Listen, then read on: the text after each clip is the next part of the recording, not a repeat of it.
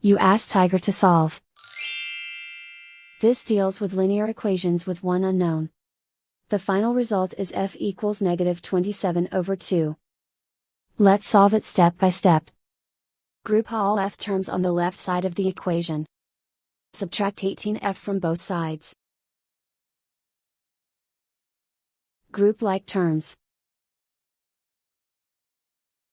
Simplify the arithmetic. Group like terms. Simplify the arithmetic.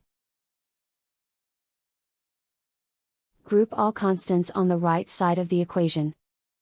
Add 81 to both sides. Simplify the arithmetic.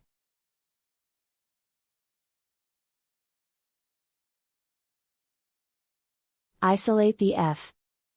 Divide both sides by -12. Cancel out the negatives. Simplify the fraction. Move the negative sign from the denominator to the numerator.